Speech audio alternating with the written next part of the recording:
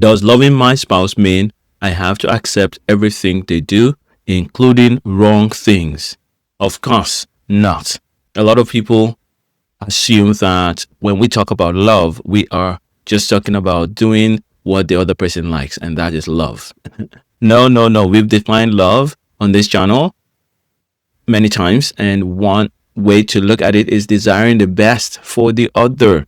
And if you desire the best for the other person, of course, you would not want them to do the wrong things. And why do you call them the wrong things? Because you believe that those things will hurt them, will hurt their purpose and their future, will disconnect them from God and things like that. So love always wants the best for the other person.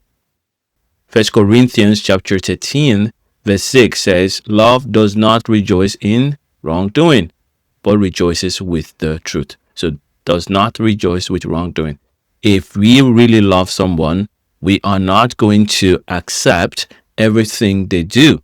We are going to be willing to stand up to them and say something that will help them see that maybe some of these things that they're doing would not help them get to the goals that God has for them and they also want. Now, sometimes a person may say, I don't want those goals and I'm going to do whatever I want anyway.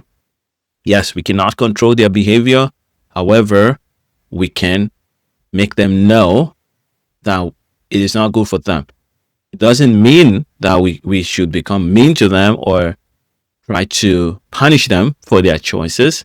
We are not the one to do the punishing. We don't judge because God says not to, and because we really cannot judge properly. So what do we do then to love someone who wants to do wrong things? We give them our best offers that we can to help them overcome those things if they accept that these things are wrong. But if they pretend or believe that those things are not wrong and that they want to continue to do them, then we need to decide if that is a deal breaker or not. Yes, there are deal breakers in marriage. One big deal breaker in marriage is infidelity. And the second deal breaker in marriage is when someone says, I don't want to be here anymore. And you cannot force anyone to stay with you, married to you. And if someone goes and is unfaithful and they're not repentant, it's the same thing. It means they don't want to be with you. They want to be with the other person. And in that case, it's a deal breaker. The Bible says that divorce can happen when someone goes out of the marriage and cheats. But that's not the first point of action. We are called to forgive first. If the person is repentant and they want to make amends, then forgiveness kicks in and it can really strengthen the marriage.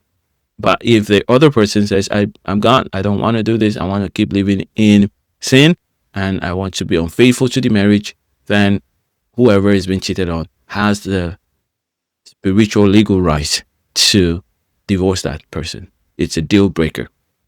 All right, so I hope that answers your question. If you are dealing with this in your marriage right now, don't wait. Book a free call with us. The link is below. Let's get you some real help.